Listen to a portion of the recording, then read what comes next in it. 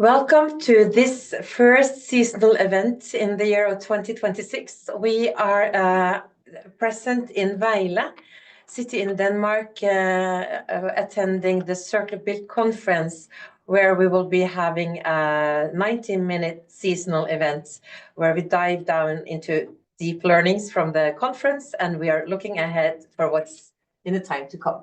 Together with a splendid Nordic team, we've been having a Nordic Track at the Circular Build Forum in Construction.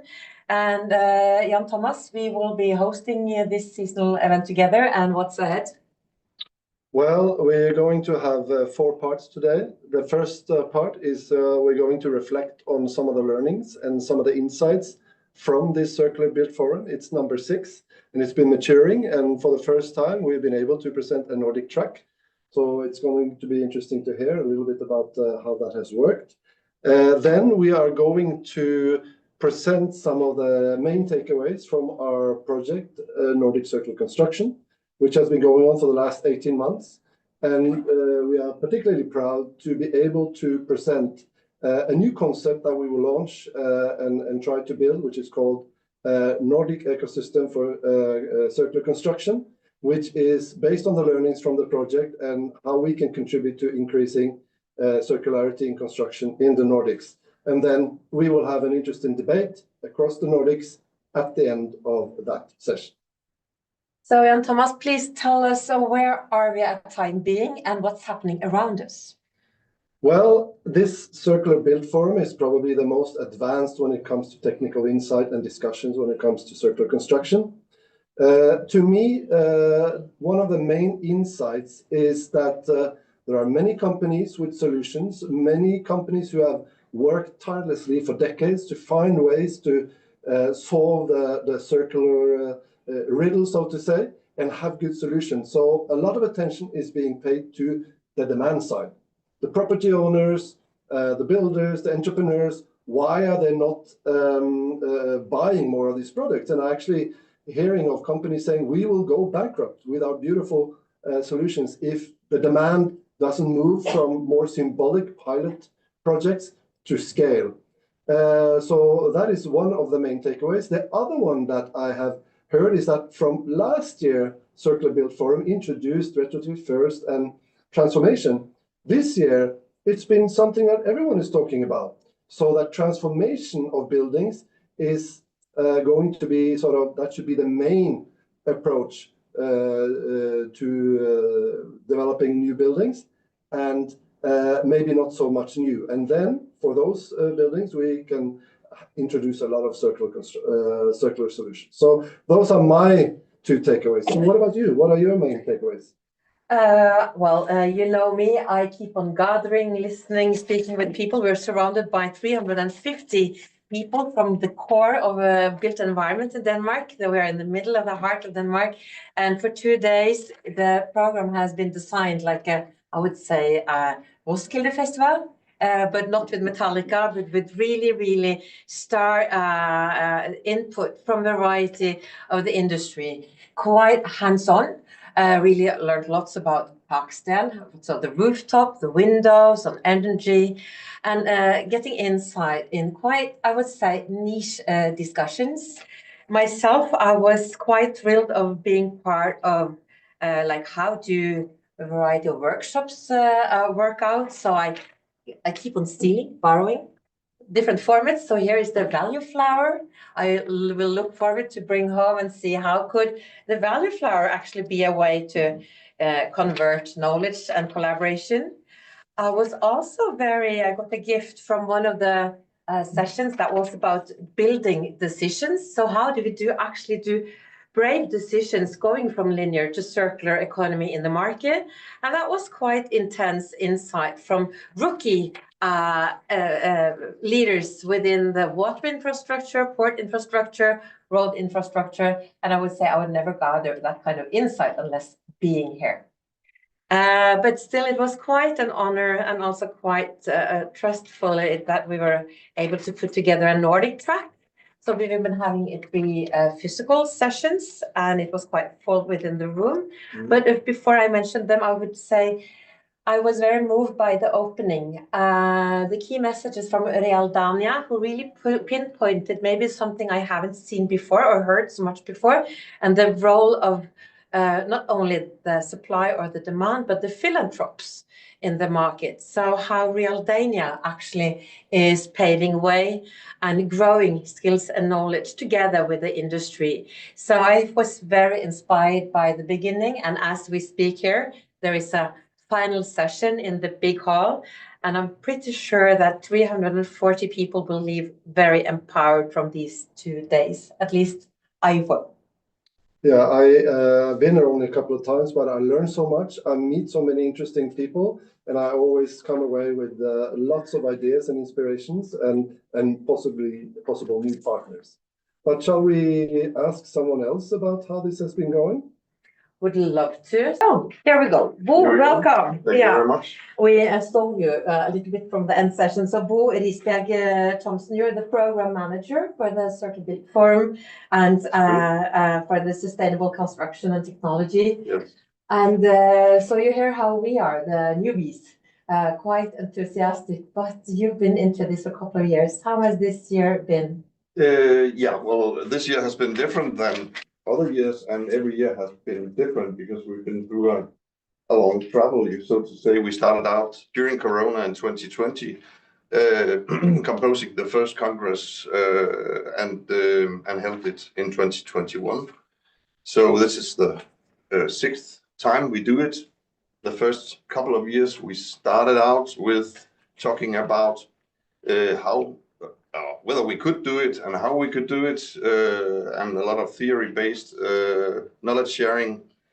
And from there to until today, where we see a lot of practical examples of buildings, circular buildings actually carried out with full implementation of circular materials, like the hospital education center at Bispebjerg in Copenhagen, where a building is fully circular with implementation of all the principles that we have been discussing for the last 4 or 5 years.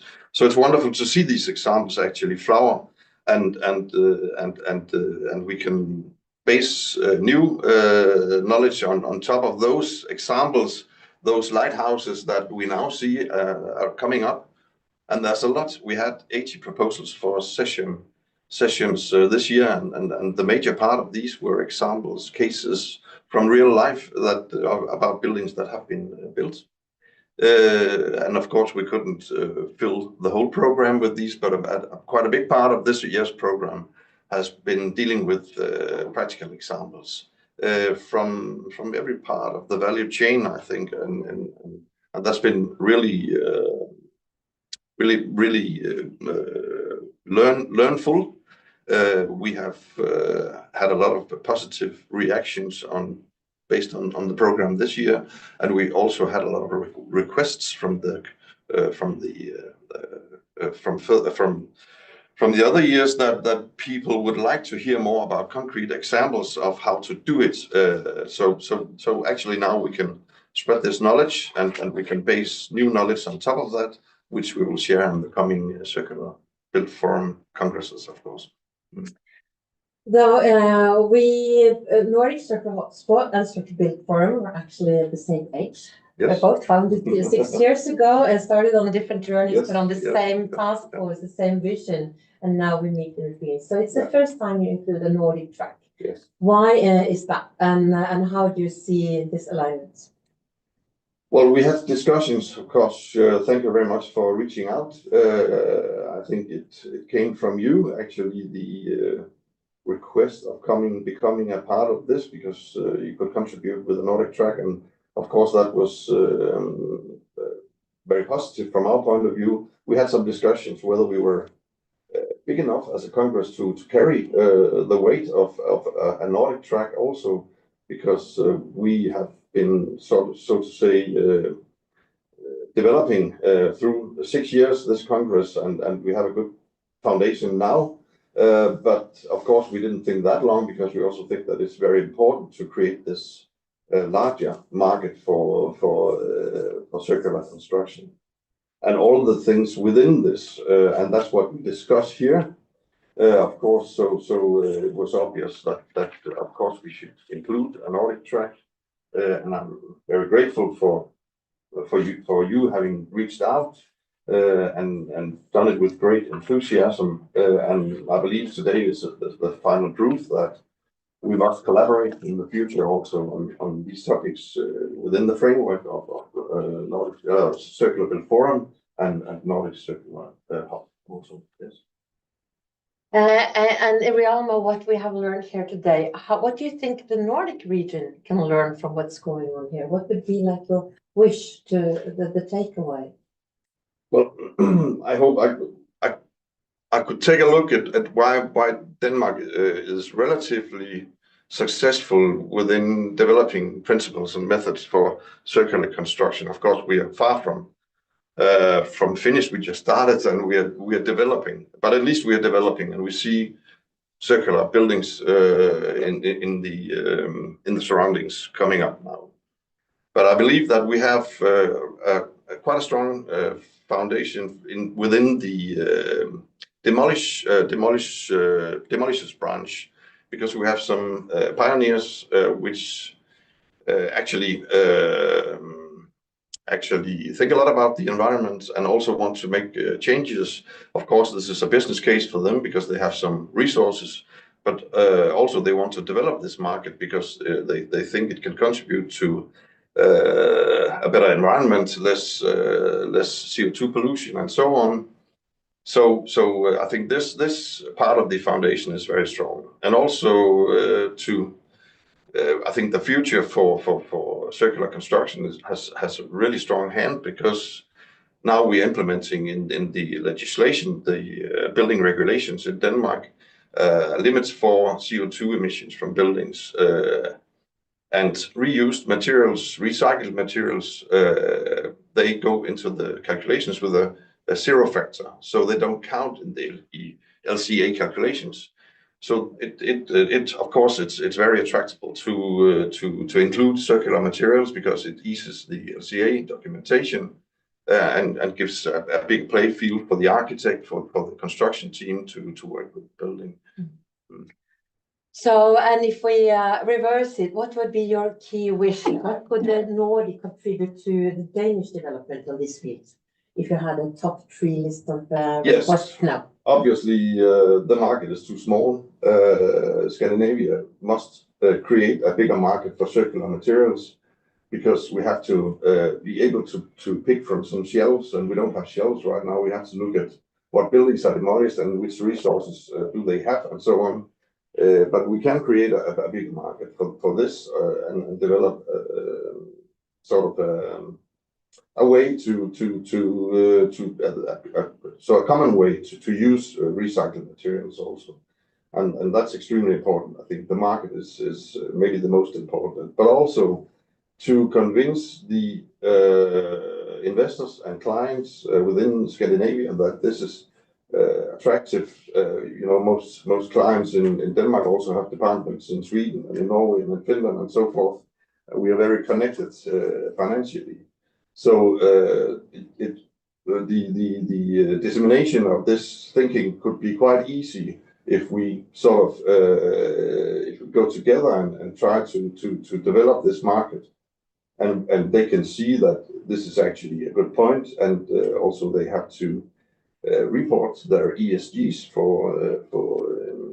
within the taxonomy, and of course CSRD. And of course, this counts, circular buildings count for sustainable investment. So this is attractable, will be attractable for building owners, clients, and so forth to go into this.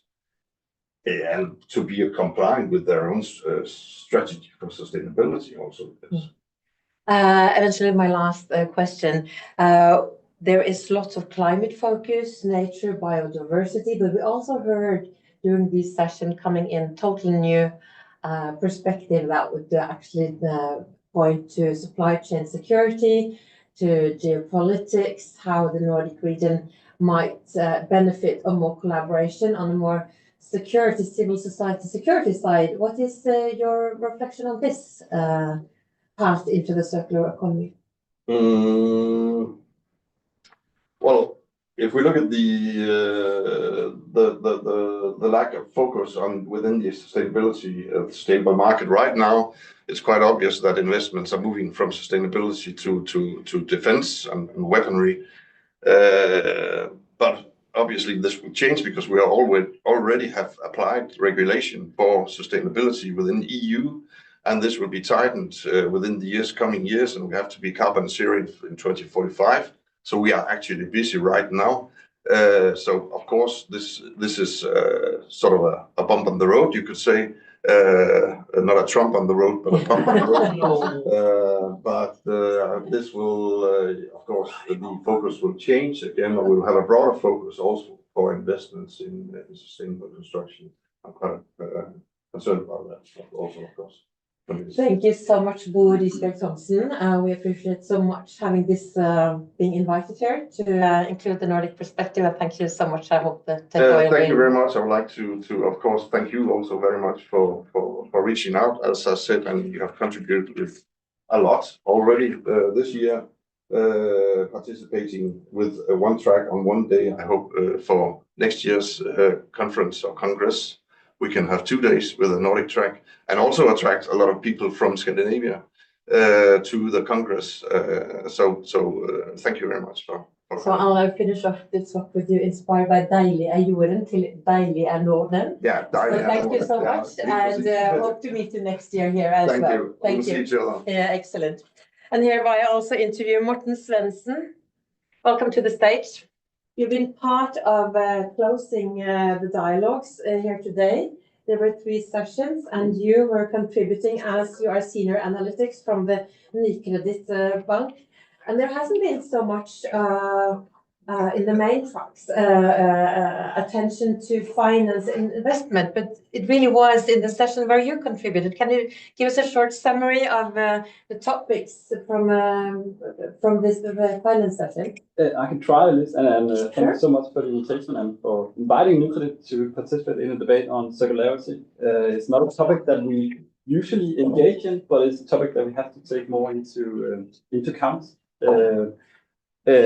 My take on the debate today was that we have to link circularity with risk and opportunity. So there is a risk element, as our good host Gitte showed today, that we are seeing new regulations, we are seeing supply chains being strained in relation to new buildings. So we have to think new, we have to think in circularity. But also from a banking perspective, there we see, at least from Nykredit, there is an opportunity for us to engage in new projects and how to perhaps have an alternative evaluations on buildings, on the core structure, on the risk profiles, and so on. So those are some elements that I at least took with me. No need to underestimate the role of real estate in financing and investment, of course. But you've been spending 2 days here. What are your key insights, or did you get any surprises as you were listening into that? Unfortunately, I was only here on the second day, but at least one of the things that I noticed is that there isn't a lot of banking colleagues at these conferences. And I think that's a key point also in the debate today, is that there is still a lack of common language between engineers, architects, and so on, who are pushing the boundaries on circularity, and the banks who are trying to put this into a very boring type of way to calculate what's the risk, what is the return on investment, and we don't have a shared language yet. So I think one of the learning could perhaps be that we should have more banking colleagues at these conferences, so at least we can learn what I've learned today also. That's quite a concrete takeaway, I would say. So you bring home to see how to evolve bridging the languages. We try to challenge the boundaries that we, as a financial sector, and how we view projects. It's not easy, but we need the help from good colleagues in other sectors to help us get the data, to help understand risk in a way that we don't do today in the banking sector. Just giving you a small reach out. So how do you see that? Is it, to be a devil's advocate, is it over exaggerating to talk about the Nordic all the time? is it maybe easier to solve problems at the place, at the variety of places and in different markets? Well, at least for Nykredit, we are very Danish focused. So we are a Danish bank. We have some loans. We have some engagement in Sweden. Good clients on the other side. But I think that this is not a challenge that we in Denmark can solve on our own. We have to get cases, data from colleagues all around the Nordics. So I would think that one of the things that we, especially in the debate showed today, is that there is a lot of things that we can learn from each other. But we have to be, as a bank, more transparent in what data, what kind of ideas do we need, and we have to have colleagues on the other side of the table able to translate that. And I think we can get on the Nordic perspective on that also. So if there's one learning that you gather from here, you will share with your colleagues at the lunch table tomorrow, what will that be? It will be that we have to show up to these kind of conferences also. We have to broaden our view of the world and not only engage with colleagues which share the same mind, but also engaging with all who can broaden our perspective on topics. Thank you so much, Morten Svendsen. I hope really to meet here again or else on banking arenas where you share your key learnings. And so having the third reflection, I would really like to invite Gitta Hai into the stage as you are some kind of our role. You were originally bridging Nordic Circular Hotspot with Circular Built Forum years and years back. So how did you see the connectivity and how do you in this year's Circular Built Forum with here? I think it was really interesting. It was we were changing the topics a little bit by including the Nordic Track. I think and as Bo said earlier, there's a large request for examples, for concrete cases, and I think we could add to that also from a Nordic perspective. I think it was interesting to see actually more similarities than differences. I think the discussion we had in the Nordic sessions very much mirror the discussions that you find in many of the Danish sessions, because it is about creating a demand, it is about scaling, it is about financing. I mean, it is, yeah. So I think it's supplementing very, very well, and I think we need to look at a marketplace that is larger than each country can deliver. You're a true ideologist, and very often when we talk, you have like a strong drive and are critical to our barriers that keep on resisting us to do what your vision will be. But you seem quite positive. So what has been giving you some thrill and joy during these days? One of the things that definitely opened my eyes was that no matter if you ask manufacturers of building materials, no matter if you ask the advisors, the architects, the developers, the FNICs, they all say, let's include circular economy earlier in the process. We simply need to design our projects in a different way. So the decision process is what is the most challenging, and all agree. So if all agree that we need to change the way we decide on either how we build new or how we renovate, and how we include circularity, I mean, then we have all invited into the table. Then we just need to find out how do we actually change. Because the big problem is if everybody shouts pilot, pilot, pilot, and we do different things. Now we all say the same thing. It's the way we make decisions that is wrong. It's the way how we measure impacts, also financially, that needs to be changed. And we all agree on that. Then we can find the solution. That's interesting. I will fade out a little bit. We're going into one of the projects, but what we also have discovered as you're part of one of the Nordic programs for retrade and increasing the market reach from the supply side. During this period of time, you have discovered several, not just one, but several Nordic construction initiatives. So it doesn't lack will, no. It doesn't lack money. So there are still, but they keep on working parallel and maybe not with a very wide angle. So it has been quite useful to understand during the last year and until last week. You have one project that is run from Eastern Nordic, which is very much on the machinery role in circular economy. You have the Nordic Sustainability Program that was presented here today. I thought it was quite useful to learn how important what you're mentioning on teaching material, on learning, on leveraging skills within industry, and how they actually made 7 different languages in the teaching material. So we have to localize the knowledge. Also, we're showcasing very shortly the Nordic Smart City Network, which is also now trying to embrace and understanding. It's another version of circular economy. And recently also now the public municipalities and procurement are doing a Nordic collaboration on circular procurement. And then now we're going to elaborate some of the key recommendations from one of the programs. What would you say will be the easiest way to actually align these parallel Nordic tracks? That was a tough question. Because actually, it is a big problem that we have a lot of parallel stuff going on, whether it's pilots, whether it's semi-public or philanthropic financed programs or whatever. I think, let me take it to another place. I think the main thing is here we need to talk about strong demand.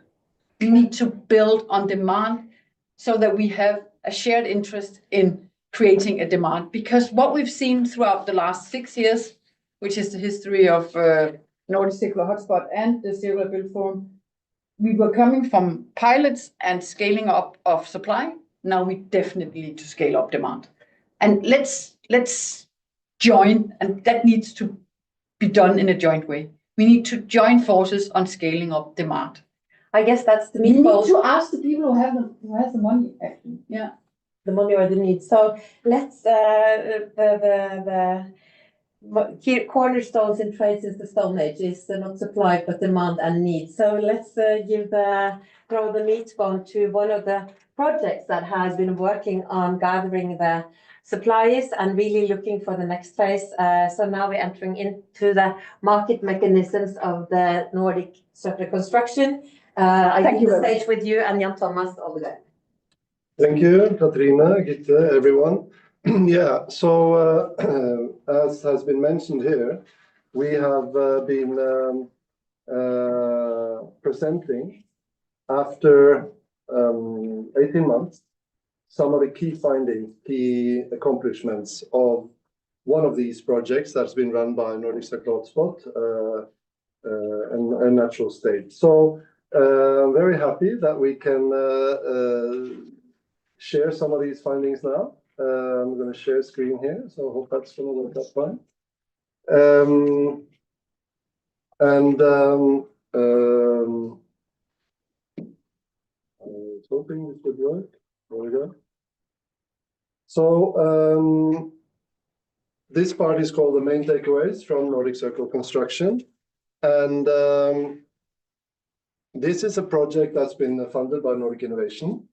It's called the Retrade Program for Critical Construction Materials and Solutions. And basically, this is about trying to support in dialogue with companies who are ready to try to scale up their circular solutions, circular products in the Nordic, assuming that it's easier to upscale in the Nordics than to other countries, assuming that it's easier because it's closer culturally and so on and so forth. So we've been testing that. And I will make a short presentations, and then we will have a couple of participants from the project debating what they've learned and how that has worked. So very quickly, this project, as I said, has been going on since May 24, and we've basically done 3 main things. We've tried to figure out what are the main companies with circular products and solutions in construction sector. So we made a long list. We found more than 150 companies, and then we boiled that down to those companies who were curious about upscaling in the Nordics and who were willing to sort of work on that during this process. And then we are given a support to these, trying to analyze the market segment that they were curious about, using different methods, both our network, both competency. Also, we experimented with AI in doing that. And then we've had a dialogue with a handful of these about strategies to upscale. So some of these insights I will share today, but basically we're talking about quite big analysis, giving insights into lots of stakeholders, lots of legislation, lots of market actors. So it's a rich insight that we hope to be able to build on further. In addition, we've had a communications track where we try to give some exposure to these companies. We have some good channels that we use. This seasonal event we had a couple of times where, you know, we have LinkedIn accounts, we have newsletters, so on and so forth. And then this use of AI is actually quite exciting because, I mean, you can say a lot of critical things about AI, but there is a huge potential to taking lots of information and trying to figure out what is the essence of it. So we use that and then finding new ways to present. I'll come back to that. And then, of course, we had a small project delivery now the last 3-4 months where we try to track most of the most circular construction projects, public construction projects in the Nordics to see what is possible today. So, I mean, we looked through all the literature, or most of it, and it says a lot of the same things. And most of you probably know most of these things. There is not like completely different views on barriers and if it's possible to do it, it is. Recommendations are clear. And then it's still not happening at scale. And the governments are still quite passive. And this is in the contrast of EU's very ambitious requirements looming in just, I mean, starting this year. So this is the big sort of question, why is nothing happening? So if you ask experts or you ask literature, what are the most important things to do? You will immediately get the same recommendations. I will not go through all of them here. But they are recognizable. But basically, when it comes to trying to stimulate Nordic trade, it's about harmonizing. So it is possible to use the knowledge you have from one country in the Nordics when you're trying to upscale in another. Of course, there are limits to harmonizing. You can't harmonize culture and so on and so forth. But there are certain things that could be harmonized to much more extent than today. So that's the main message. And we have tried to come up with how to do that. We have also mapped the stakeholders. There are thousands of stakeholders in different roles, and there is quite a few trying to go Nordic. Many more are ready to upscale, but as was said earlier, the main limiting factor is demand. This is the time for the builders, the entrepreneurs, the architects to say we need to implement this at scale. There are lots of companies who have very good ideas, doing a great job, who are sometimes struggling to survive because there's not enough demand yet. So, I mean, we've mapped all these best practice projects all around the Nordics. We have about 50 of them, and they just basically demonstrate it is completely feasible to do a circular transformation project or circular new buildings using reusing material. The problem is that these pilots are still the exceptions. But let there be no doubt. Economically, this is now possible. We are at that point. And why are they actually able to do this, the different projects? It's mainly because there are some key people with an enormous willpower to overcome the challenges. So willpower is of course always important, but that's it shouldn't just depend on that. So the 16 companies that we worked with all are different materials. We have also one of them is into reuse of material, and what we see is that there are lots of reuse hubs all around the Nordics, but they do not cater to the need of the business-to-business sector. And that's a challenge. They're small volumes, they are long apart, and few make a profit. So, of course, this is possibly one solution, but it needs to be scaled up. And we're asking the question, could this be scaled up by making it Nordic, linking them in the Nordic way? So one of the most interesting developments the last few years is that some of these reusers or the companies that make the material reusable, they have started delivering to some of the wholesalers. So for instance, in Denmark, the chain doing wholesaling Stark is now selling several reuse material, which is a huge step. That may be the future if you want to scale up. But of course, they often take a huge part of the profit, and that's a challenge. So I won't go very much into the details of the different materials, but what is most important is that every national market is a bit different, and it takes a while for a new actor to get into the dynamics of the of that market. So if you look at, for instance, bricks, Denmark has been selling a lot of used bricks to the rest of the Nordics because they have a different kind of mortar. The mortar that's used in the bricks in Sweden, Norway, and Finland is much harder to get off. But now there's technology to take it off, so that's going to probably scale up a lot. But the main problem is still that those who use reused bricks, they are still, except for Denmark, having the CO2 savings valued. The moment this is valued to the extent it should be, it will probably scale up. There's also a curious example of in the area of concrete. There has been lots of focus on to reuse hollow slabs, which is good. It's now becoming economically feasible for local use, but of course these are huge, very heavy things. But what about producing concrete in a better way? There is a Finnish company who is using Danish CO2 captured in Denmark to cure the precast elements and then reducing the material and capturing CO2. That's a great idea, and they want to sell this to Norway. So we've done a mapping of the market, and there are lots of actors who could be relevant for this, also precasters. But the main problem is that Norway has this very prestigious CO2 capturing project, which is about storing the carbon underneath the North Sea, and it's not available for carbon capture and utilization. So that's another of the challenges we see, that each market has their own sort of prestige projects.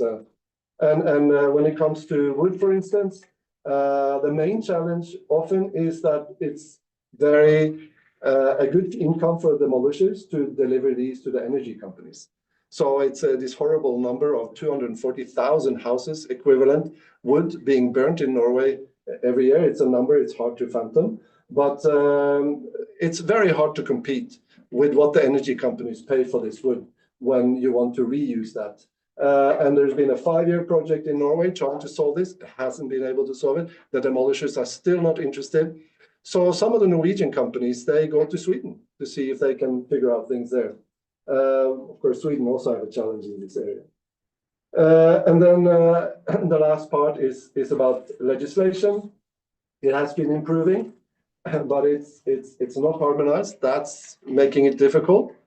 But I would say on the political side, the main problem is that there are no clear goals. All of Nordic is at a very low level, below the EU average. Norway, only 2% circular, which is quite horrible. Construction sector a bit better than that. But despite having signed up to all these international treaties and completely need to get the construction sector on board, there is very low maturity. So in our understanding, Denmark, Finland is leading the pack. Sweden after that, Norway and Iceland heading back. But there is Netherlands, who is far ahead and showing that it is possible to do this in a different way. We have identified 13 points that we think the Nordic countries must implement to be able to fulfill the sustainability goals. 13 policy actions for construction sector.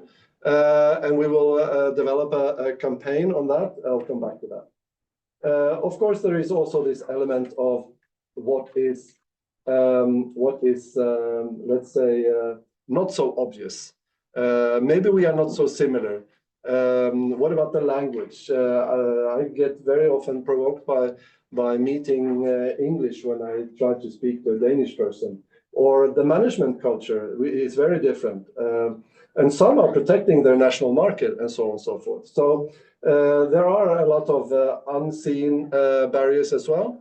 And just to be able to look, to hear a little bit about the company's reflections on some of these challenges, I want to invite two of the companies who participated in this program. It's Joachim Jönsson from the Swedish company Rekoma, and Nils Jakubiak Andersen from Nesta. You participated in this program, and you also participated at the conference. Yes. And we talked about the different challenges of going Nordic. Tell me briefly, Joachim, what are your ambitions to go Nordic? Well, basically, we have heard that well, the potential of every market is not big enough to grow. Then getting more markets is another way to grow your potential. So that's basically it. Our own Swedish market is too small to be scalable. Then we add Norway, Finland, and Denmark, and we have a lot more to choose from. And what do you actually do? We try to spread. We produce a building board from discarded beverage cartoon, so waste basically, and then we distribute it. So the part of going Nordic is not production; it is distribution. Okay. What about you, Nils? You also have some ambitions in going Nordic. Why? Well, after working 5 years in Denmark, we realized that there is a market for us. We produce like system solutions of sheds, bicycle sheds and waste handling sheds, all of built from secondary materials. And we see the market is growing in Denmark, and we're really curious to see if some of the same tendencies are happening in the Nordic. We think it certainly it should, and we're very curious to see. And also there's the other part. And that's the whole sourcing side, where we already buy secondary materials from some of the Nordic countries. And we want to look into if we can take a small part in creating this regional circular flow. And what have been the main challenges that you've been facing, Joachim, in trying to scale up? Yeah, when it comes to the commercial part of it, it's the differences between the countries. We say we're alike, but there are differences. And to us, since we're not Danish and not Norwegian, the way of not doing things, so the not Swedish way of doing things is unknown to us until we get to familiarize with it. And that is the issue, because we are known to what we do in our own market, in our own country. But as we move, we tend to do not the right things. There are small differences between the different countries and different markets, different people. And we discussed here earlier today that my point of view, after having a year of trying to convince Norwegians and Danes to trust a Swedish product, is to, accept the differences and rather enjoy them than start criticizing them. There are differences, their strength. If we see them right way, it's a matter of perspective. There are things that Danes are really good at. There are things that Norwegians are really good at, and things that Swedes are really good at. If we combine them, really strong. But if we fight in between and criticize the differences, then we're very weak. So to us, it's the hurdle is to understand different markets. But then we have skipped the hurdle of trying to get someone else to do our job. So legislation and all of these things are lacking in best case, which creates an environment that is not goal-oriented at least, which is, of course, devastating for business. But is it easier to scale up in the Nordics than other places, do you think? Not particularly. I mean, for example, as I shared previously today, we don't have the upside of being Scandinavian in Scandinavia. We have a joint venture, a daughter company in Belgium or Benelux. When we go there, they say, "Oh, Scandinavian." There's a sound of quality surrounding Scandinavia. And that's a benefit, of course. We don't get that when you see you're Sweden, Denmark, then you're like disbelief instead. But yeah, so no, it's not easier, but it's not harder. And I think we're part of EU. So everything we do should be harmonized with whatever you do in EU. And to us we have a product and CE markings and so on. Certifications is a must. And those are those are the same all over the place. What about you, Nils? Your experience in finding out what are the possibilities? What are the main barriers that you have identified? Well, we started with 5 years ago with the demand side and having conversations with the B2B professional building owners, and we saw that there was a potential. And then we started clarifying all the barriers, and now we have a functioning business model. We have been seeing profitable growth for all 5 years, 30 to 50% every year. And the demolition companies are professionalizing in Denmark, and they're coming along. We are creating new businesses for them as well, and they are really eager to sell us materials instead of crushing it and just incinerating. So we're seeing that everything is moving, but we think it could be a lot faster. And again, so we're coming back to the demand side again. We are ready with full scale. Also on the material side, we have clarified that we are not going to run out of materials. We can build all secondary structures in Denmark out of reclaimed wood, meaning that we can then save the virgin materials for better usage. So we needed to go even faster. And that's the main problem. I think most circular businesses or products are based on quality of life and also like a TCO, a total cost of ownership, and not the cheapest price. And we need to move from the buyer behavior based on cheapest price and into another buyer behavior where we price tag the maintenance and the lifetime and also aesthetics and craft and other things. But how do you foresee competing with these very strong incineration traditions in Norway and Sweden, where the demolishers rather, sell it quickly and earn their money than to sort everything out? Can you help Norway and Sweden solve it? It's a challenge for sure, but I'm confident that we can, because we cannot reuse all the wood. Maybe at best we can reuse a fourth. And then we can, make chipboards out of the rest or incinerate what you cannot make chipboards out of. But we need to get that cascading kind of most value usage going. And when you have most value usage, you also have more money than lower value usage. So it should be possible. As they say in the States, I learned if you want to move the mouse, you move the cheese. So I think, money will be a driver of this, a higher value of the raw material.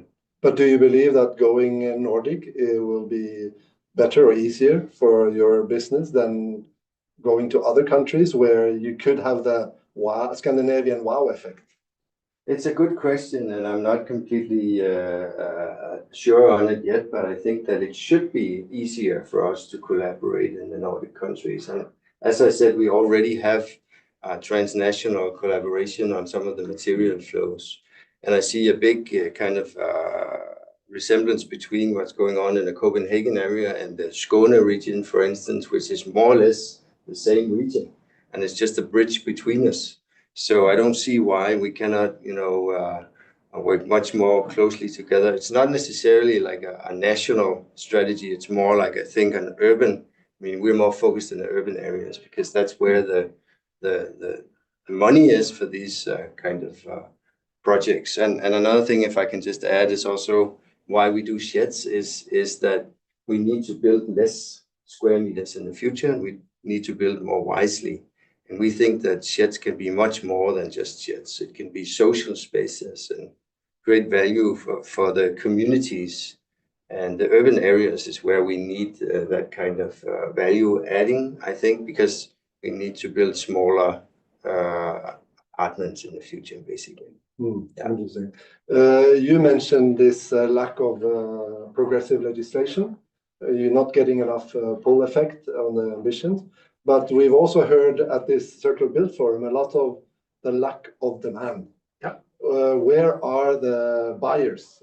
Don't they understand that this is the time, if you want to comply with EU regulations, if you want to be sustainable, if you should start on the trip where the voyage where you by 2030 have halved all your emissions, you have to start now. Yeah. So what is your view on why this lack of demand? What is the main sort of challenge there? Is it just lack of knowledge, or? Yeah, there's a really a simple answer to it, which is kind of bringing your offer cardigan on, but it is saying that legislation is not there.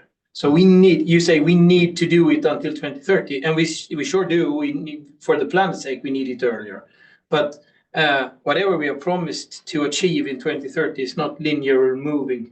It is progressing far too slow. We will not reach any goal 2030 at the rate we're going right now. So legislation is not there. You don't have to. So you say you have to, but it's a goal that we have no common denominator for. And that is why it's not happening. If there were anything, any legislation, any forcing happening of doing that kind of progression, we would be at a total different place. Right now, we're at everyone's will.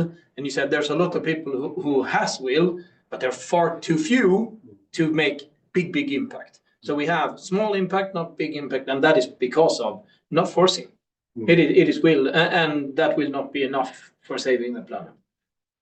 So is that your view as well, that legislation is what moves the demand side, or are there other forces, like you argued that there are many positive effects of doing this beyond the sort of pure monetary, but is that the buyers, demand side, are they understanding these things? Sure. I mean, the political side, of course, legislation, but I think it's like this is a matter of also public interest, and I think we need to capture the headlines again with these messages, because it's really in the bigger picture a kind of a game of resources, and we need to understand the kind of how important this is for all of us, and we need to teach circularity in our schools like they've done in China for decades. I mean, we are behind on this.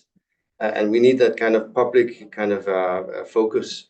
And then, of course, when you sit as a buyer in a big pension fund, you need to work strategically with this and not just look at the silo of what is the cost right now, but also talk to the guy next door who's the maintenance guy, and then make sure that we have a kind of a serious discussion on the total cost of ownership of things, and getting the focus back to what I think we're really known for in the rest of the world, in the Nordics, quality. We build quality and craft, but somehow we are forgetting that ourselves, it seems. And we need to bring that back somehow. We can do it together, I'm sure. It's the Scandinavian wow factor, to be honest. That's it. Yeah. Okay, so great, thank you, and that's a good pitch for our next part where we look at solutions. So Joachim and Nils, thanks for contributing. Thank you very much, and good luck. Thank you. Thank you. Okay, bye-bye. Okay, so we had these reflections, and of course I promised to say something about where we want to go from here. What have we learned? And we've been thinking a lot about it, and we have an idea that we want to present today, and we have presented it here also at the conference, getting some feedback, interesting feedback. But it is exactly about how do we try to help bridge the gap between the supply side and the demand side. How can that be done? And how can a Nordic collaboration be useful in that sense? So, I mean, we don't have to repeat all the goals that we have signed up to and all the scientific knowledge about how much we have to reduce our emissions. And of course, if you follow the EU track, then you know all these incredible requirements are coming. They are very ambitious, even with some of the softenings that have happened. It's quite ambitious, all these new regulations. I won't go into them now, but look them up. They are about reporting, and they're about product, and they're about the value chain. And also this year, we will probably have the Circularity Economy Act into law. And that will probably decide that circularity in Europe has to double within 2030, from almost 12% to 23-24%. And that will be all the Nordic countries, Norway and Iceland as well, And going from today's 5, 6, 7%, it's going to be a huge challenge. So we need to find a new dynamic here. What's interesting when it comes to circularity, we've talked about materials now, but circularity are more things. We mentioned earlier in the session that there's more focus on transformation, and extending the lifetime of buildings is a key area to reduce CO2 emissions. But also the way we construct things, construct smaller buildings, use the material more efficiently, and of course introduce more bio-based construction. This overview here, which is an interesting study, if you look at the reuse level, it's very, very small. But this is only if we extend the lifetime of most buildings, because then we have less reused materials. But it's an interesting look into where the savings will be in a circular perspective. And then, of course, you have the other dimension of circularity, which is biodiversity, and the Danish have been really progressive in promoting this reduction roadmap, and even thinking beyond it, and demonstrating very scientifically that if you demolish or build new, that's the worst thing you can do for both climate and nature. But also the existing buildings are major polluters and covering lots of space without being well used. But if you do renovation, transformation, that's where you can really make a huge change. And then, of course, there is a third topic that we've been having some words about today, and that is the resource security, where we've been squashed between different superpowers in Europe. But Europe has recognized this long ago. We need to get control of our value chains, and the circularity focus could really be a way to do that. So this whole idea of not building new is gaining traction. There are some new laws coming up in Denmark, probably refurbish or explain, where you cannot tear anything down until you really demonstrated that it cannot be used again. There are hundreds, thousands of unused buildings in all of the Nordics, and we know transformation is possible also economically. So what are we then left with when it comes to sort of trying to solve some of these puzzles to get there? So what we see is that the suppliers of circular products and solutions, they cannot upscale their business until there is more demand. They don't have the marketing budget of the big players, so that's a challenge. The demand side cannot upscale the use of circular solutions without knowing about them, trusting them, and that there is enough of these products. So this is a fundamental dilemma. The supply and demand side needs to find each other in a better way. And we think they need a common arena to meet. So taking these policy actions, we want to have a call for Nordic ambition. And under that call, we want to gather the supply side from the ones we worked with, but also more of the supply side. We want to make an overview of all the circular solutions and products in the Nordic, make it available to the demand side. Of course, we've experimented with this already. We made a first draft of what we call a product catalog with 15 companies so far. And for instance, Rekuma is in there, where they explain their products and all the different characters of it, so that if company wants to use it, they know what it is about. And also Neste and the other companies. So we have already experimented with this catalog. One of the projects we work with in Norway, they have said we want to use these solutions in our renovations, and the bank has already given them a lower interest rate. So we think there is a potential here.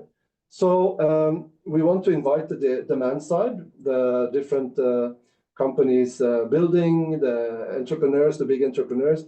Of course, we won't be able to recruit them all, but we want to start with some front runners and see how they can use this overview. And of course, we want to use our overview of legislation and regulation and standards, and also the funding and financing side. So this we've called the Nordic ecosystem for circular construction, and that's where circular suppliers and demand side frontrunners in Nordic construction connect, collaborate, and trade. So we will try to set this project in motion with several collaborations and applications in the coming months. When it develops, we think it has a huge potential on the supply side. We can have circular services and products, but also we can connect reuse hubs in the Nordic, material banks, and on the demand side, we can maybe start with transformation projects, and then we can introduce new projects, and we can expand many ways, and we can also include the Baltics on the supply side, because that's really important part of construction. So I'm really excited that we have developed this idea. We're working with 15-20 partners to develop this concept and fund it up. I would like to invite my colleague now, Katarina Barth, because I've said enough now. We have invited some of the steering committee members of our Nordic Circular Construction project, who have been following this project and who sit in different countries to discuss this. What can this do for circular construction in their countries from their angle? What should be done? How could it work in the best possible way? So Katarina, please come, and then we will hook up several of the other ones. We're getting some help here with that. So the word and the floor is yours.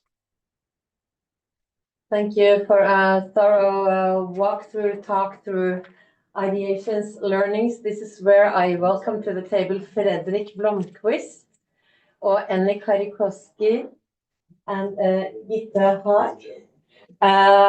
All of you are part of this project and program one way or the other, as you're part of the advisory board for the Nordic Circular Construction program. First of all, you've been patiently listening to what's cooking here in Vejle in Denmark. And are there anything that you notice or inspire you that you acknowledge what is happening here on the walkthrough? Annie, we start with you from Finland. Yes, excellent. Okay, hello everyone. I'm Annie Karikoski here from Finland, working at Peikko Group, providing sustainable solutions for construction, and such as beams and pillars, delta beam green that can be used again, delta beam green reuse that can be used again. And so this is really inspiring, this whole project that we have been working on. And very important is to see the collaboration between the different countries, and this is so highly needed. The challenges are often the same that we realize in the market in general, the need and the demand for these sustainable products that are already existing. So we hear that, and of course then the other topic that is often in the different forums talked about, that how are these solutions that might be made out of recycled materials, how are they tested? So these are kind of, how is it tested and verified? So this is the other question that comes up, but really is that the demand needs to be there. So it's exactly the same. And in Finland, of course, there needs to be a higher use of the less construction waste, for example, and higher use of material. We know that the material need is growing with the population growth worldwide. So we need to have the solutions, and these need to be used soon. Like about Finland circular construction, it becomes a business opportunity. 80% of today's buildings are still standing in 2050. We need to reuse, renovate, and such the material. So let me stop here, and Fredrik can also comment, because I have several areas about this to talk about, but as an introduction, it's very exciting to hear what's happening. Very happy in the room. And Fredrik, how did you listen to this session, and what is your first comment? What more to say? I mean, lots of interesting content for sure. So I think first of all, I think it's I like the energy and the inspiration that you're really boosting with the energy that we need to overcome these challenges and create and present examples that can guide the way. And I think even though there are differences, and we're not talking so much about similarities in the different Nordic countries, so that's why, which is a guiding examples are needed, because sometimes you need to learn from how it was treated legislation-wise, and sometimes from procurement, or sometimes just from excellence. So I think that's really important that you do this kind of event to start with. And I think critical mass is something that is key, of course, for Nordic countries. I think, and we heard from earlier speakers about each country can be too less of a market at the moment. So I think it's also a challenge for national markets. But I think I can also just take a short introduction like that and say that from a Swedish perspective, so I represent Fund Forward, which is an investment company looking at circular investments. So we try to look at all things circular with the investment lens. But we can see that in Sweden we lack a lot of things when it comes to circularity, to be open with that. And if we look at Denmark, for example, of course, legislation is better, so we can learn from that. But also, if we look at Norway, for example, they have become further when it comes to have a more concrete demand in procurement. So then we can, in Sweden, I think lots of projects, and in order to create critical mass, can learn from these two different things. And then, of course, as was said just recently, just to use what is there already. So focus very much on reuse. Is so important. And so I also wanted to underline one of the last things I heard about quality. I think that's the common denominator. If you look from an international point of view, there is definitely quality in building construction from all the Nordic countries, which would be the basic element of creating something persistent and for a long time, I think. Thank you. And Gitte, you've been a little bit in and out, but as you're also part of the advisory board, and the three of you will be very much denominator from what has been to where are we going now. What do you see ahead? What I see ahead, I tend to repeat myself because I fully agree of all the points made already. I think we are taking all the good examples and all the barriers that seem to be somewhat equal, no matter what country you look in, and create the demand. I mean, now we need those who can form the new marketplace to step up, because we have so many good solutions, and we see this is one of all those showcases that pile up all the good ideas, all the good intentions, all the good solutions, all the good technology. We simply need to get this out on the marketplace, and we only do that if there is a draw from the market. So that's the next step I think we need to focus on, to help all these good solutions and to implement circularity. I love this crossover skill in this advisory board. Fredrik, you come from finance.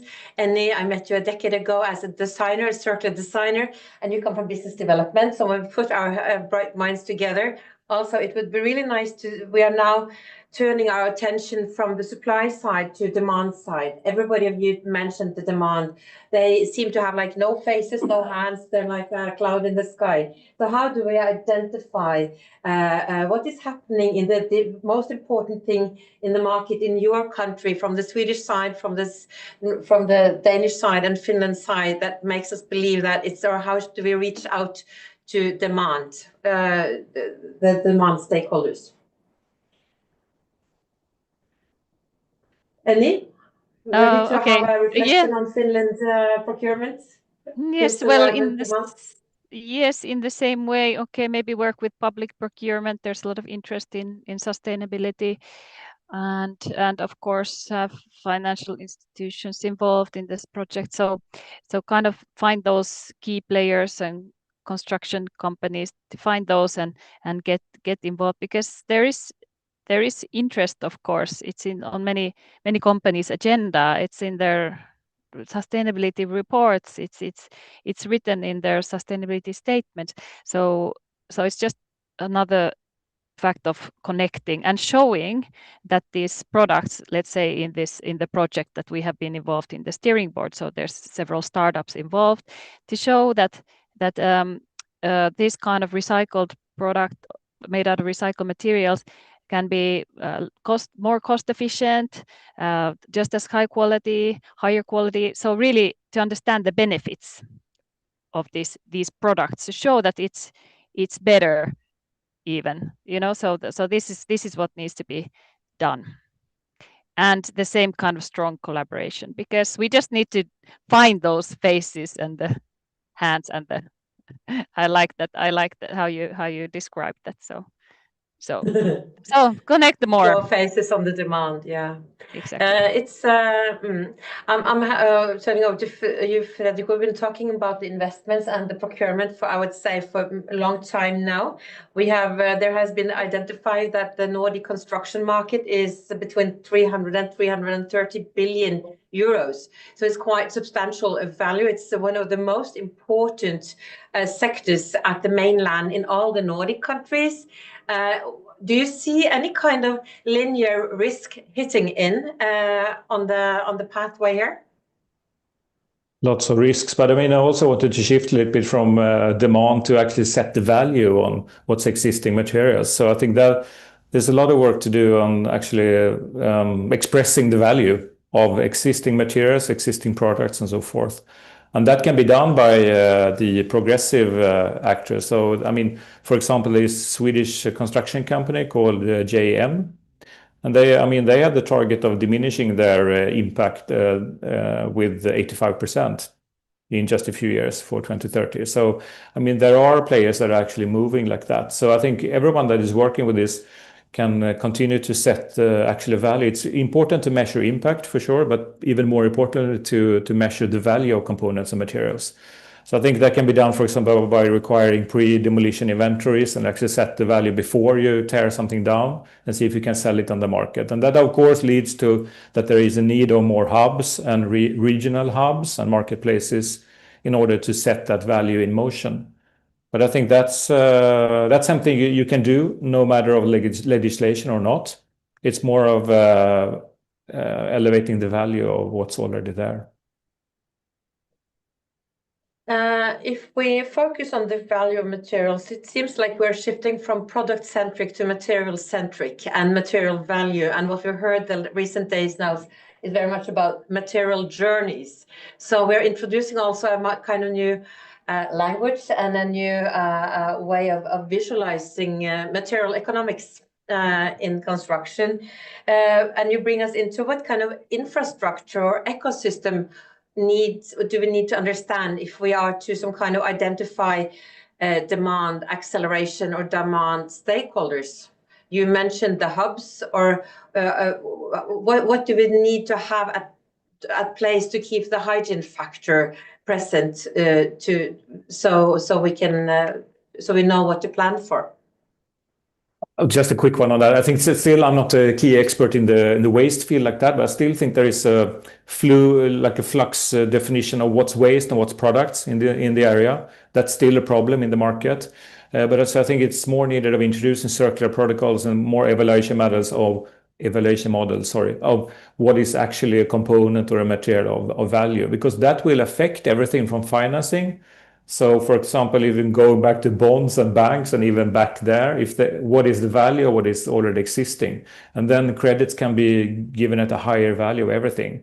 So it's more of everyone that is working with this, no matter what role they have to focus on how things can be reused and what value, and try to find, we don't need Nordic standards of that at the moment, but more at least in each market segment standards.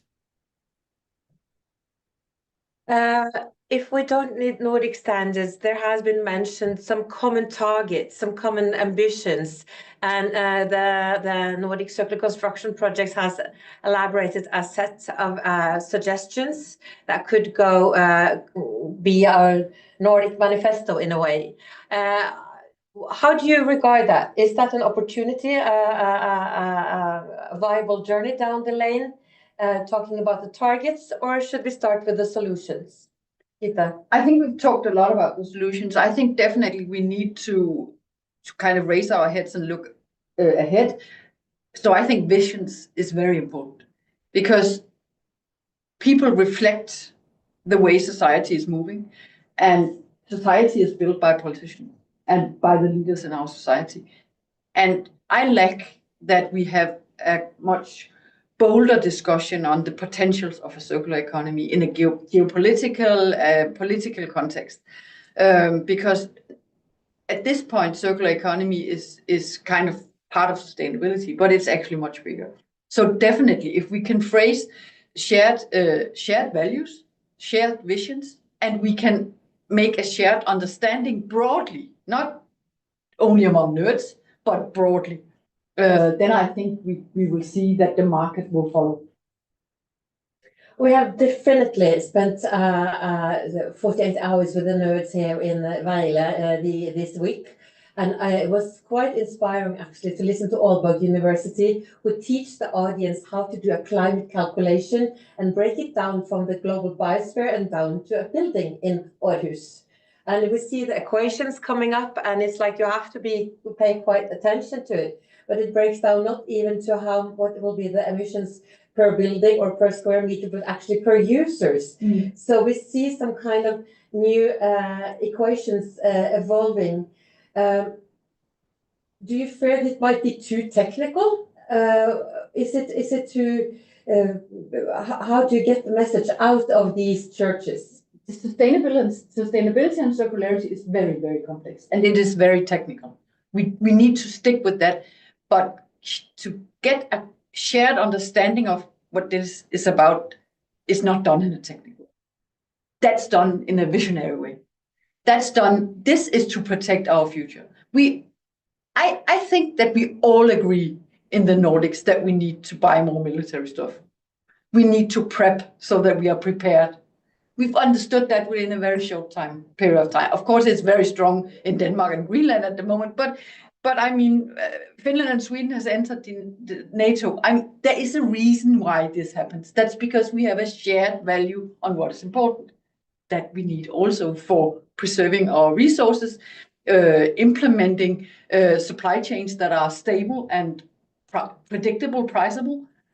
So yes, I think we need the technicality, we need the nerds more than ever, but we need also to share visions and share values more deeply, more socially. How does this resonate with you, Fredrik and Annie? Moving a little bit from the climate push and the climate risk to other drivers that might connect the Nordic region as well. Yes, I was before thinking about the fact that a project that is using circular products or lower emission products gets a better interest rate.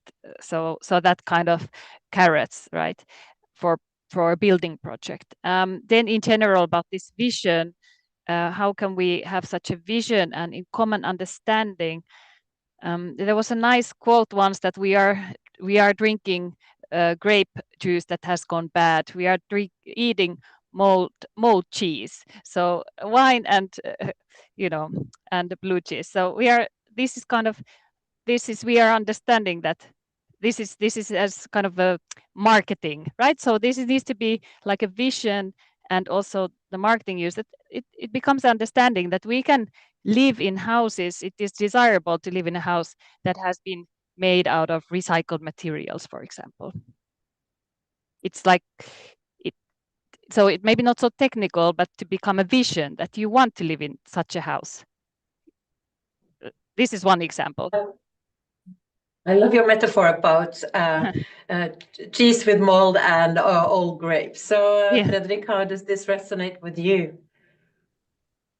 Yeah, but I love the visions. I think the trigger point will be that kind of getting back to professionalized reuse and elevate the value of that. So, and that could be probably communicated in different ways to really being perceived as a higher value to use what's already there. I mean, also back to quality. I mean, in my family, we have an old wooden house in Norway. So it's cross Nordic, which is 200 years old. It's in perfect shape. We just changed the roof. It's going to stay for another 100 years. I think it's a nice piece of house. It's good like that. So, but also when we get back to the market here, I mean, we need to have a more professionalized way of looking at existing stuff. And there are, of course, architects that can inspire these even more, not to forget. I mean, like international stars, Lacaton and Vassal, to give an example, French architects, that always use what's already there and just create the function and the beauty from what's already in place. So that's also a big thing, talking about influence for sure. But I think I think trigger point will be the economics in it. So showing that it's really good value in terms of money and in keeping the value. I mean, the real estate value of using what's already there. Yeah, and mitigating risk. Exactly. Overestimate So change the risk of circularity and underestimate the risk of linearity.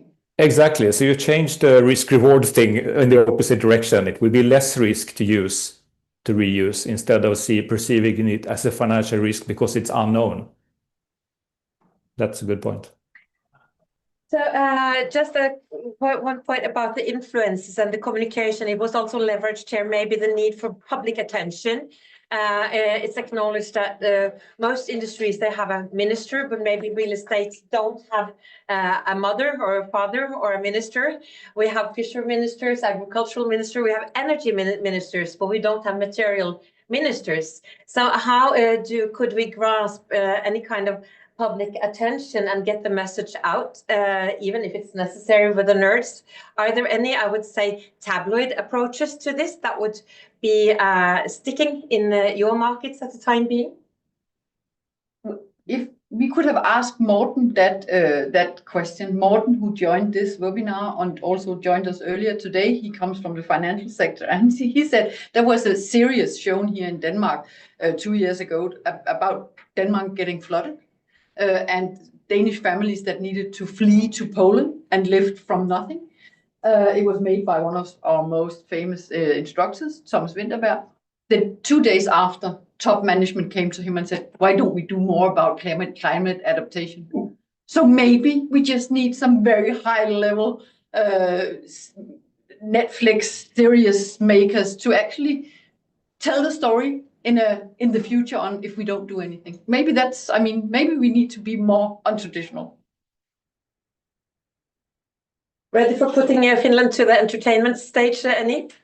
Yes, I think that's a really good point, because it needs to be, circularity needs to become like the desirable state. So we need here, or whatever it is, influencer or Netflix or whatever it is, but those same marketing strategies that have been used for other products that are commonly used, that we didn't know that we even need, but because of the marketing strategies, they have got into our heads. So the same kind of marketing gurus that are used for that, we need that kind of influence for circularity too.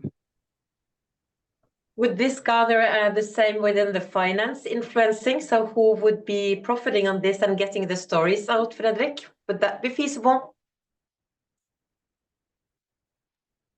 Yeah, but I mean, in general, storytelling is of course key here for sure. So all these suggestions are good, and I think it comes down to local context in that sense. I think there is also something of creating a great attachment to what you have in your local neighborhood or in your local house. So I think by building small circles of ambassadors, the people that are owning those houses or working there or living there, that's something that can be like rings on the water, I think. So that's a tip for the communication department, to start from the core and work outside. And that's also on the cross-Nordic perspective, something that we can learn from each other. So I want to see where is the local community where they really keep preserving the values and build on top of that. Representing Norway, even if we're standing in Denmark right now, we see there are timing is very much about how do we keep the timing. So suddenly also the boligkrisen, the crisis about housing has reached the publics. So suddenly, in a moment last year, all the high volume of empty factory spaces was aligned with the need for housing. And I recall a lovely story that has been shared from Gothenburg for years, how the Gothenburg municipality demanded 10,000 new Boliger housing entities without building anything new. And that's quite easy to understand. Oh, is it really possible to have 10,000 new entities without building anything new? And that's another way of you not using a non-architectural language. And this is what's happening now. That's actually municipalities, investors are trying to recalculate, reframe the cost and the benefit of using empty spaces as the properties of tomorrow housing spaces. So I think also these are shareable stories across our borders. And I would really like to actually look at you, Annie, because you as a designer, you work cross industry. You have been working with so variety of sectors. So construction is only one among many where I've seen you work along. And what are the prosperities? What do you give some kind of the maturity of circular economy from construction if you compare to textile or apparel or a variety of industrial spaces where you've been? Okay, good question. Yeah, I've been working somewhat with textile, with wood, in construction. Construction, of course, has a huge impact. Okay, so do the other sectors, textile and so, but construction has a 37% impact of emissions. So we can really, that's important to work there. In textile, of course, fashion has taken some interesting steps, right? But there was a lot of use of PET bottles, for example, and making clothes out of those. But that wasn't actually so sustainable because you can't recycle it further. You should make products that are long lasting from PET bottles, so other PET bottles, so not actually clothes. So each sector has its own interesting points, and there's a lot to do in all of them. But yeah, I have been working with textile, and actually there has been quite good work also in the Nordics about the textile recycling. We had a big plant in Finland with the textile recycling, and they all have their own challenges, but all have interesting developments for sure. So we should keep on going with all of these. But in all of them, actually, reducing and reusing is key. So as we know, it's with textiles, it's not about buying more secondhand clothes, 10 times your wardrobe. I mean, in general, it's about reusing also. So that's kind of applies to different sectors. Of course, we shop secondhand, but I mean, not 100 times the amount that you should, right? So that's my point. Okay. Thanks a lot. We will be wrapping up very soon now on this Nordic seasonal event with a construction deep dive. But picking your brains, getting one sample, we have been talking about the pilot sickness in all the markets. So if we are to leave the pilots and start scaling, what would be, in your opinion, be a project that we could copy 50 times and scale in the Nordic instead of making 50 different pilots? Would you have anything on your mind you would like to share?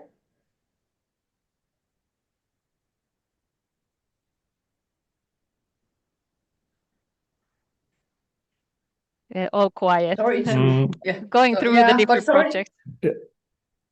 Sorry to repeat myself, but I think we should start putting numbers on risks and returns from an investment perspective, from a finance perspective, because when we have the money running that direction, we will create the market, and then we will scale all the pilots. So we I know this is not very visionary, but we need the numbers that will explain the risks that we mitigate and the gains that we get financially. And at the high level, at the financial level, at the property owner level, developers level, then that could be one key to have the ball rolling. Sorry. What comes to your mind, Fredrik? Anything you should think should just thrive? Yeah, but I think so. Getting back to, I think so. In order to create circular, to treat the building or a house not like an end product, but as a material bank. So I would like to see that project that really values everything that's already there as a material bank at that value. So, for example, I've seen good projects like Fiskarheden Villan, which had a net zero construction aspect. So we're trying to learn everything in the project in order to have a net zero approach when building a house solely in wood. But that's still building a new house. I would like to see that aspect from an existing building and see what would be the highest value that can be generated from existing reuse. That would be the example. So let's look for that, all of us, and who's doing the highest value. Thank you, Material Bank. Really keen fan on that one. Any? Yes, and definitely focusing on the renovation and reuse and extending buildings, reforming buildings into different use. We might have office buildings can be made into residential buildings, and exploring that kind of opportunities.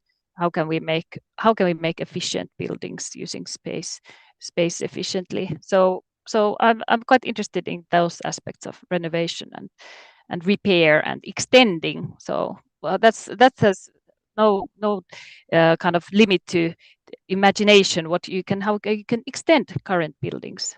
So there can be a lot of interesting architect work. Last words, providing input from Norway. I would like to see some of the crossover cases where we see on the western coast how to provide materials from ships and oil platforms becoming construction materials.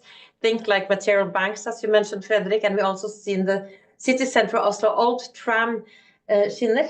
Railways has become construction materials for housing, and this is also sample extending our imagination.